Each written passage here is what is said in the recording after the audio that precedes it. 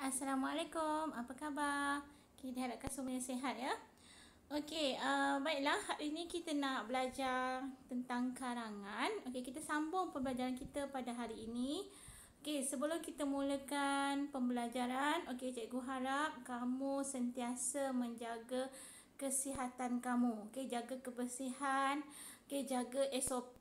Okey, kalau boleh tak perlulah keluar rumah kalau tak ada apa-apa kepentingan ataupun keperluan. Okey, kalau setakat nak beli macam makanan ke, biarlah ibu dan ayah kita sahaja yang pergi beli.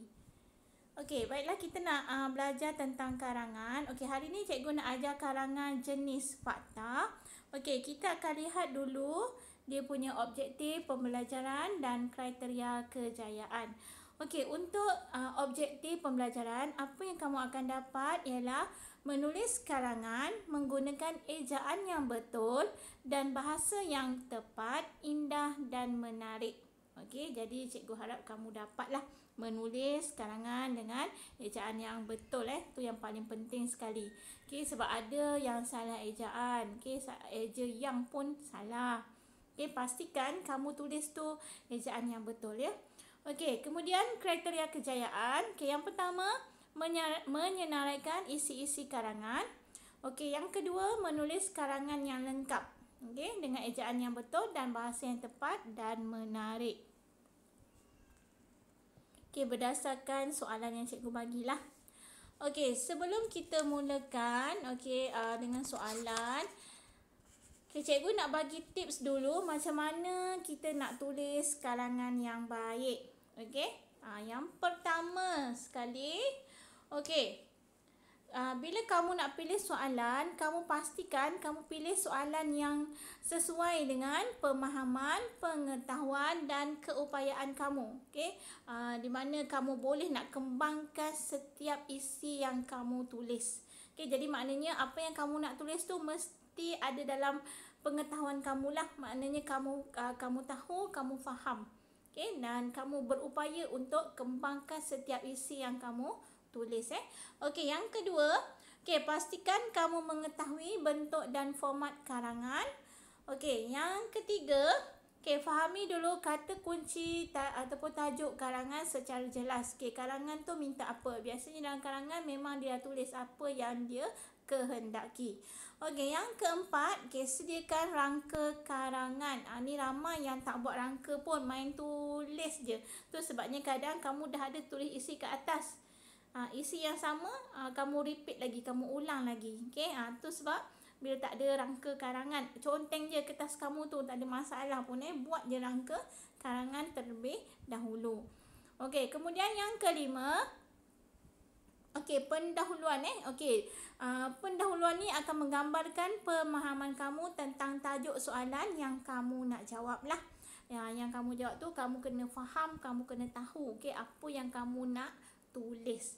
Okey, kemudian yang keenam, tulis satu isi penting dalam satu perenggan sahaja. Okey, jadi maknanya setiap perenggan tu, katakanlah untuk perenggan isi ada 4, atau paling sikit pun 3 lah. Jadi maknanya 3 isi ataupun 4 isi. Jadi setiap perenggan isi ini, isi dia mesti satu sahaja. Perenggan apa tu yang seterusnya. Isi yang seterusnya dekat perenggan yang lain, bukannya dalam satu perenggan tu. Maknanya dalam satu perenggan tu hanya satu isi sahaja. Ni bukan ulasan ataupun ringkasan ataupun rumusan. Bukan yang itu kalau ulasan iyalah kita gabungkan semua. Tapi yang ni karangan. Bila karangan isi satu, maknanya dekat satu perenggan. Katalah ada isi lain, tulis dekat perenggan yang lain. Yang ketujuh, setiap isi penting yang kamu tulis mesti ada ayat topik, ayat huraian dan juga ayat contoh. Ni 3 ayat lah.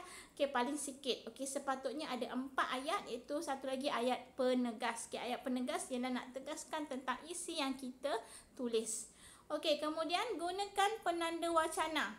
Contoh selain itu, di samping itu, namun begitu, seterusnya dan sebagainya lah.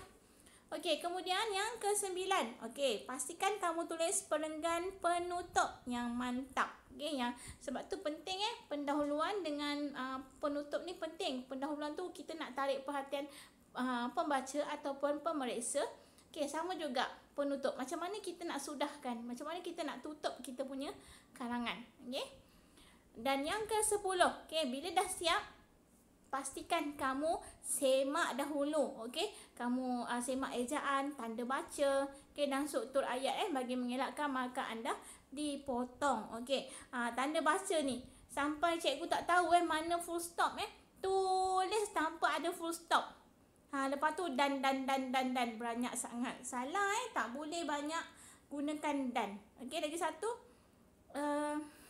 cikgu pelik memang cikgu jumpa sebab sampai kat mana full stop kamu, titik noktah kamu maknanya setiap ayat tu pastikan ada noktah, ada titik. Okey, kemudian pastikan jumlah perkataan karangan yang kamu tulis tu mengikut apa yang telah ditetapkan lah. Okey, untuk karangan dalam lingkungan tidak kurang daripada 180 patah perkataan. Okey, jadi maknanya kalau kurang tak cukup lah. Okey, kalau lebih tak mengapa. Okey, jadi maknanya mesti 180 patah perkataan ke atas. Okey, ni nak latih kamu menulis. Okey, macam mana nak latih kamu menulis? Banyakkan membaca. Tu je banyakkan membaca. Kalau baca malas, kamu tak boleh nak kembangkan isi. Okey, hari ni kita cikgu bagi tahu tadi kita nak belajar tentang karangan fakta. Okey, apa ciri-ciri dia? Okey, dalam karangan fakta ni dia ada berikan petunjuk dan juga arahan. Okey, dekat soalan lah. Okay, kemudian menerangkan proses sesuatu perkara. Okay, kita kena terangkan proses lah kalau diminta tentang proses lah. Okay, kemudian menerangkan sesuatu peraturan. Ni kalau memintakan tentang peraturan. Okay, kemudian karangan fakta dia tidak berbentuk hayalan. Maksudnya bukan imajinasi kita, tapi dia adalah fakta, perkara sebenar. Okay. Kemudian fakta-fakta dalam karangan harus ditulis dalam ayat yang sempurna. Okey, lepas tu kena ada apa? Kena ada huraian dan contoh. Okey, dalam perenggan yang sesuai. Maknanya satu perenggan tu satu isi. Okey, mesti ada ayat topik, ayat huraian, ayat contoh. Okey, dan juga ayat penegas. Tapi kalau tak ada ayat penegas, okey boleh dimaafkan, tapi paling penting 3 ayat ni mesti ada. Okey. Kemudian tidak mempunyai format yang khusus.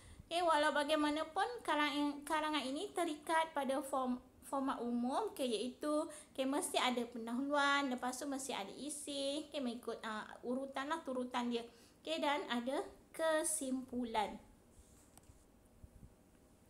Untuk latihan, jom kita tulis karangan. Kita tengok kita nak tulis karangan apa hari ini.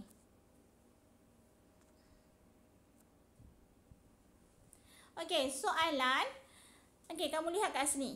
Manusia menggunakan air dalam kehidupan seharian. Betul tak? Kita gunakan air dalam kehidupan kita.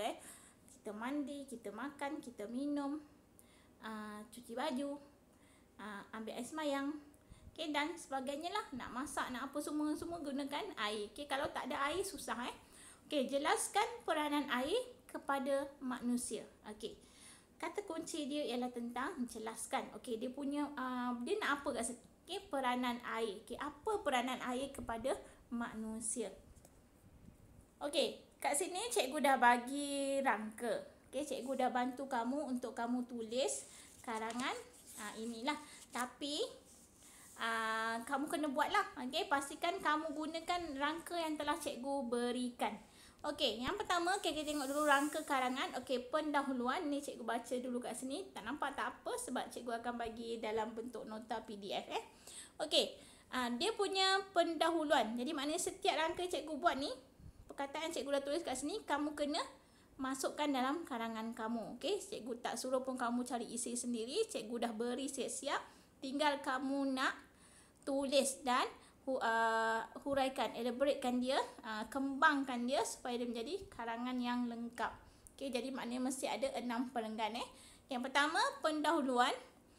Semua benda hidup memerlukan air. Air merupakan nadi kepada kehidupan manusia. Tanpa air, manusia dan benda hidup lain akan mati. Betul tak? Kalau kita tak ada air, kita boleh kau tak makan lagi, tapi tak boleh tak ada air. Katakanlah awak duduk dalam hutan ataupun duduk dalam gua terperangkap. Okey, nauzubillah lah. Okey. Nauzubillah min zalik lah tapi ni contoh kalau tak ada makanan, kita masih boleh hidup kalau ada air. Tapi kalau tak ada air, kita tak boleh hidup. Okey. Okey, kemudian isi-isi penting. Yang pertama, diperlukan dalam kehidupan seharian. Maknanya air ni diperlukan dalam kehidupan seharian untuk apa? Untuk kita minum, memasak makanan, membersihkan diri, mandilah. Manusia akan kehausan tanpa air. Badan akan berbau busuk jika tiada air untuk mandi. Betul tak? Busuk kan kalau tak mandi. Okey, kemudian yang kedua, digunakan dalam kerja-kerja pembinaan. Okey, construction lah. Okey, memang gunakan air. Okey, air diperlukan untuk membancuh simen. Kalau tak ada air, macam mana nak bancuh simen? Okey, macam mana nak buat bangunan? Okey, tak jadi kan? Okey, jadi kena ada air. Okey, bahan utama dalam pembinaan bangunan. Okey, itu simen lah. Simen ni bahan utama Okey, dan juga air tu. Jadi, tanpa air, bangunan tidak dapat disiapkan. Sebabnya, nak bancuh simen, kena guna air. Okey, yang ketiga, mengairi kawasan pertanian. Okey, kita gunakan air untuk pertanian. Okey, contoh kat sini, kebun, ladang dan sawah memerlukan air. Okey, kekurangan air akan menyebabkan tanah menjadi tandus. Okey, tandus tu faham tak? Tandus tu kering lah ataupun dia jadi merekah-rekah terlampau kering jadi kering, jadi tanaman akan mati. Okey, dan yang keempat, digunakan dalam kegiatan perindustrian. Okey, iaitu industri makanan dan minuman memerlukan air. Okey, contohnya kalau dia kilang lah. Okey, kilang buat air, kilang buat makanan memang memerlukan air sebab nak bancuh makanan yang dihasilkan. Sama juga nak bancuh air yang dibuat Okey, kemudian industri lain menggunakan air untuk kerja-kerja pembersihan. Okey, nak bersihkan tandas. Okey, kita nak pergi tandas. Okey, kita bila ke office pun akan buat air, bancuh air kan untuk kita minum. Okey, jadi memang apa-apa pun semuanya gunakan air. Okey, kemudian penutup. Okey, air sangat penting dalam kehidupan manusia. Okey, banyak aktiviti manusia memerlukan air. Okey, jadi kena berjimat menggunakan air Okey, bukannya ada air lepas tu suka main siram-siram. Okey, jadi membazir. Tak boleh. Okey. Okey, jadi latihan dia, kamu gunakan rangka yang cikgu bagi ni untuk kamu tulis karangan yang lengkap. Mesti ada 6 perenggan. Okey, kalau kamu tak faham, kamu boleh tanya cikgu. Okey, PM je tak ada masalah. Okey, boleh tanya apa sahaja. Okey, selamat menjawab soalan karangan. Okey, pastikan kamu tulis. Cuba juga tulis sebab markah karangan sangat besar, 30 markah. Kalau kamu tak buat ataupun kamu tulis entah apa-apa, memang dapat sikit lah. Okey, ada yang tak buat ataupun ada yang tulis memang tak mencapai tahap lah. Okey, ada yang dapat 2 markah. Okey, sangat menyedihkan. Jadi kamu kena paksa diri kamu, latih diri kamu untuk menulis. Okey, dan macam mana nak tulis karangan yang baik? Kenapa? Banyakkan membaca. Banyakkan membaca. Okey, bacalah dekat bahan-bahan dekat internet. Okey, dekat buku, dekat surat khabar, majalah. Banyakkan membaca. Itu je solution dia. Okey, untuk hari ni cikgu nak bagi peribahasa. Okey, anjing terpanggang ekor. Okey, anjing terpanggang ekor. Okey, apa maksud dia? Mendapat kesusahan yang besar sehingga tak tentu tingkah lakunya. Okey, meminta pertolongan ke sana kemari. Okey, maknanya bila mendapat kesusahan yang besar, terpaksalah meminta pertolongan daripada orang lain. Okey, itu sahaja untuk hari ini. Okey, terima kasih. Syekh, Nandri, syukran. Gracias. Okey, kita jumpa lagi di kelas akan datang. Jaga diri, jaga kesihatan. Bye.